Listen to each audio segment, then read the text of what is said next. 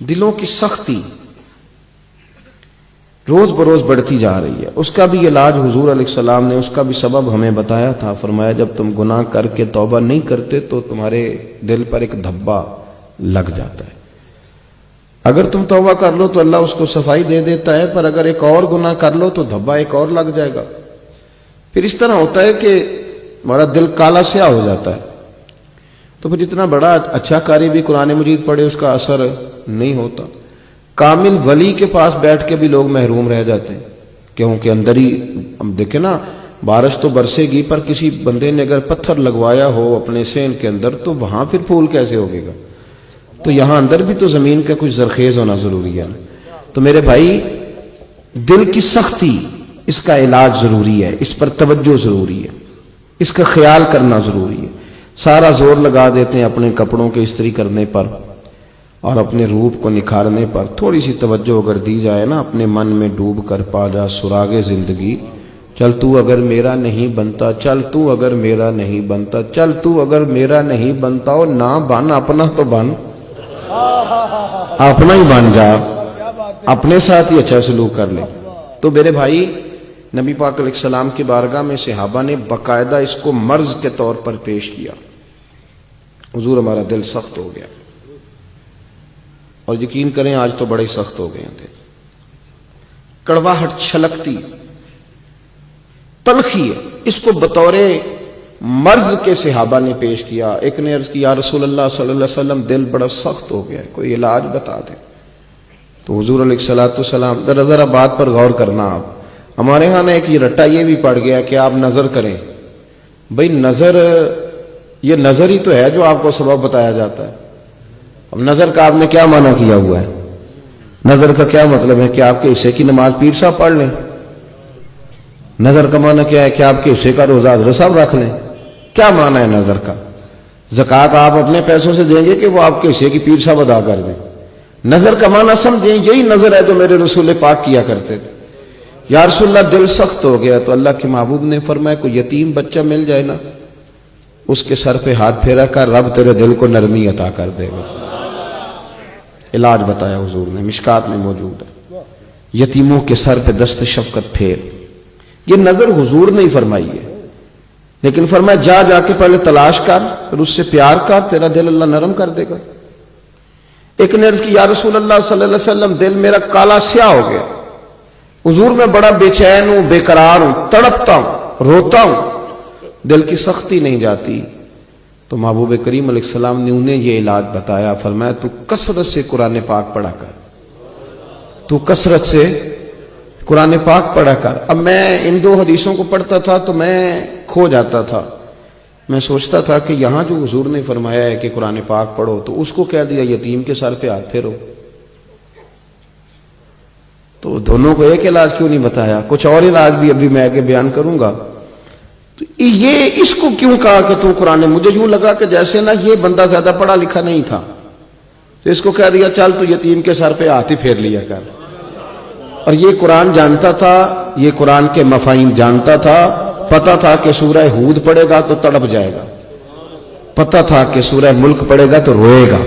اس کو کہا قرآن پاک پڑھ, تیرا دل نرم ہو جائے گا. اور یہ کچھ پڑھا لکھا نہیں تھا, تو فرمایا تو یتیم کے سر پہ ہاتھ پھیرا کر. ایک شخص نے عرض کی, یا رسول اللہ صلی اللہ علیہ وسلم دل بڑا سخت ہو گیا. تو فرمایا نبی پاک نے زنگ لگ گیا, اور زنگ اتارنے کا اللہ بھی ہوتا ہے, وَسِقَالَةُ الْقُلُوبِ لِذِكْرِ اللَّهِ. اور فرمایا جب دل کو زنگ لگ جائے تو پھر اللہ کا ذکر کیا کرو, اللہ کا ذکر. اور ایک دن میں نہیں یہ زنگ اترے گا. ہمارا مسئلہ یہ ہے کہ آج پروگرام بن گیا ذکر کرنے کا, تو ساری رات ذکر میں گزار دی, اور کل رات پھر کہا یار میں ساری رات لگا رہا ہوں, بنا تو کچھ بھی نہیں. آپ ڈاکٹر کے پاس جاتے ہیں دوائی لینے, تو وہ کہتا ہے یہ 15 دن استعمال کرنا. اسے کہو نا کہ میں ساری شیشی آج ہی پی جاؤں گا, ہو سکتا ہے ایسے؟ فرق پڑے گا کہ نقصان بڑھے گا؟ تو ذکر الہی روز کریں, ترتیب کے ساتھ, تردیل کے ساتھ کریں. حدیث سنیں اور اس کو یاد رکھنا. عرض کی, یا رسول اللہ صلی اللہ علیہ وسلم ایک شخص جو ہے وہ دن کو چوری کرتا ہے پر رات کو نفل بھی بڑی پڑتا ہے. یا رسول اللہ صلی اللہ علیہ وسلم سنا ہے وہ نماز کا بھی بڑا پابند ہے پر چوری بھی بڑی کرتا ہے. اب حضور نے جو ہم بات کرتے ہیں نا کہ تینوں کی فائدہ نماز دا, وہ میرے پیسے نہیں دے رہا, تمہیں کیا فائدہ, یہ نہیں کہا حضور نے. یا رسول اللہ وہ چوری بھی کرتا ہے نماز بھی پڑھتا ہے. تو محبوب نے فرمایا اگر نماز پابندی سے پڑھتا رہا نا تو اس کی نماز اسے چوری چھڑوا دے گی. یہ میں دیکھیں آپ کو میں کسی بزرگ کا بھی قول نہیں پیش کر رہا, میں آپ کو بیمار دل کے علاج کے طریقے بتا رہا ہوں تاکہ روحانیت مضبوط ہو جائے. نبی کریم علیہ الصلوۃ والسلام نے فرمایا کہ تو اپنی عبادات پر پابندی کر, ذکر کو روز کریں, تھوڑا کریں پر روز کریں, اس سے دل صاف ہوگا. یہ نہیں کہ آج آپ آئے تھے تو آپ نے کھل کے کر لیا اور کل چھٹی کر لی. دل کو سخت کون سی چیز کرتی ہے؟ گندگی دیکھنے سے دل سخت ہوتا ہے. کیا کروں, ہر جگہ ننگی تصویریں گھوم رہی ہیں, یہ چیزیں سخت کر دیتی ہیں. گانا باجا یہ سننے سے دل کے اندر سختی پیدا ہوتی ہے. میرے بھائی سمجھ لینا اور یاد رکھنا کہ بے حیائی اور فحاشی کے تمام کام دل کو سخت کرتے ہیں. زیادہ ہنسنے سے دل سخت ہو جاتا ہے, سخت ہو جاتا ہے. اور بہت سارے لوگوں پر تنقید کرنے سے, طنز کرنے سے بھی دل سخت ہو جاتا ہے. کثرت گناہ سے بھی دل, امام شافعی سے کسی نے کہا حافظہ کمزور ہو گیا ہے تو فرمایا گناہ چھوڑ دے, علم اللہ کا نور ہے, گناہ گاروں کو نہیں دیا جاتا. اپنے دل کی طبیعت پر تھوڑا غور کریں, ذرا سینس غور کریں. توجہ ہے میری بات پر؟ حضرت موسیٰ کلیم اللہ علی نبینا علیہ الصلوۃ والسلام کوہ طور پہ حاضر ہوئے تو رستے میں ایک شخص ملا. اس نے عرض کی حضور جیسے جیسے میرے گناہ بڑھ رہے ہیں نا میرے رزق میں اضافہ ہوتا جا رہا ہے. ہم تو کہتے ہیں نا کہ میرا سکہ چل رہا ہے, میرا سکہ چل رہا ہے.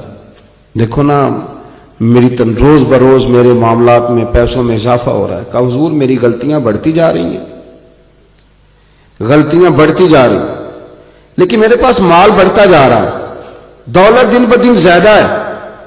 تو حضرت جی ذرا مجھے پوچھ کے بتائیں کہ میرے رب کا میرے بارے میں ارادہ کیا ہے, ارادہ قدرت کیا ہے کہ میرے ایک طرف عیب بڑھتے جا رہے ہیں دوسری طرف دولت بڑھتی جا رہی ہے.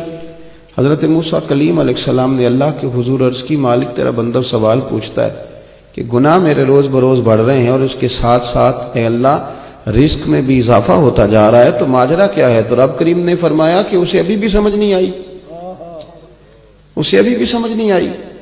وہ جو میں نے اس سے صبح کی دعا کی لذت لے لی ہے تو وہ میری سزا ہی ہے. جب تہجد کے نفل چھوڑ گیا تو یہ سزا ہی ہے. یہ جو اب وہ مسجد کی حاضری نہیں دیتا تو یہ سزا ہی ہے. آپ یقین کریں بھائی, جب لوگ غریب ہوتے ہیں تو بہن کا پتہ لینے جاتے ہیں. جب لوگ غریب ہوتے ہیں تو وہ گھنٹہ گھنٹہ ماں کی قبر پہ بیٹھ کے قرآن پاک پڑھتے ہیں. جب وہ غریب ہوتے ہیں تو غریب کا دکھ, کسی کے گھر میں کسی کا انتقال ہوتا ہے تو رو پڑتے ہیں, لیکن پھر سیانے ہو جاتے ہیں, پھر مالدار ہو جاتے ہیں, پھر کبھی کبھی فنکار ہو جاتے ہیں, پھر اداکار ہو جاتے ہیں, پھر ان کا لب و لہجہ بدل جاتا ہے, پھر دل کی سختی بڑھ جاتی ہے, پھر یہ کہتے ہیں کہ اب ان کو تو عقل ہی نہیں ہے, یہ تو شعور والے نہیں, یہ تھوڑی محنت کرتے تو یہ بھی آگے نکل جاتے. پھر لوگوں کے عیب دکھائی دینے لگتے ہیں, پھر روحانیت ختم ہوتی ہے, دل کا ذوق تباہ ہوتا ہے. آپ یقین کریں لوگوں کے دل سخت ہیں, لوگ لوگوں پر ظلم کر رہے ہیں. لوگ ذرا سا کسی سے گاڑی کی بریک تیز ہو گئی تو شیشہ نیچے کر کے یوں بولتے ہیں کہ جیسے یہ کھائیں گے, مار ڈالیں. ایک دوسرے کے لیے دلوں میں روز بروز نفرتیں جنم لے رہی, طبیعتیں سخت ہو گئی. بچے ماں باپ کے حق میں, ماں باپ بچوں کے حق میں, جو بڑے قربت کے رشتے تھے وہاں دراڑیں پڑنے لگی ہیں.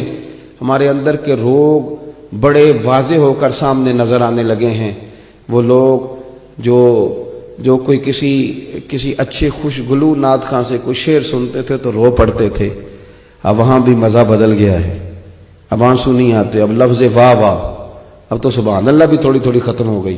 اب تو ہمارا رویہ جو ہے وہ اس قدر عجیب و غریب آیا ہے کہ وہ محسوس ہی نہیں ہوتا کہ یہ کوئی مذہبی ماحول ہے کہ یہاں کوئی طبلہ سرنگی کا مزاج چل رہا ہے. خدا را اپنی روحانیت کو، اپنے تقوی کو، اپنے دل کے مزاج کو. پتہ ہے میرے نبی کریم علیہ السلام نے کیا فرمایا؟ فرمایا تقوی یہاں ہوتا ہے دل میں، تقوی دل میں ہوتا ہے.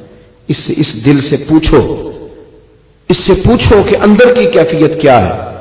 میں نے کچھ دن پہلے اپنے دوستوں سے کہا تھا، میں نے کہا یہ جو لوگ بہت سارے مفتیوں سے فتویٰ لینے جاتے ہیں نا، یہ بنیادی طور پر گنجائش ڈھونڈ رہے ہوتے ہیں، کہیں سے کوئی گنجائش مل جائے. اور کسی نہ کسی طریقے سے لوگ ناجائز کی طرف، کوئی انشورنس کے نام پہ، کوئی بینک میں پیسے رکھ کے کسی اور نام سے، کوئی کاروبار کے نام پہ، کوئی کسی دھبے سے، کوئی کسی دھبے سے اپنے دل کو سیاہ کرتے. لقمہ حرام جب پیٹ میں جاتا ہے تو طبیعت سیاہ ہو جاتی، پھر بڑی بڑی چیزیں اثر نہیں کرتی. اللہ کے بندے اپنا درد بچا کے رکھتے تھے، وہ کوشش کرتے تھے کہ کیفیات ان کی جو ہیں وہ ٹھیک رہیں.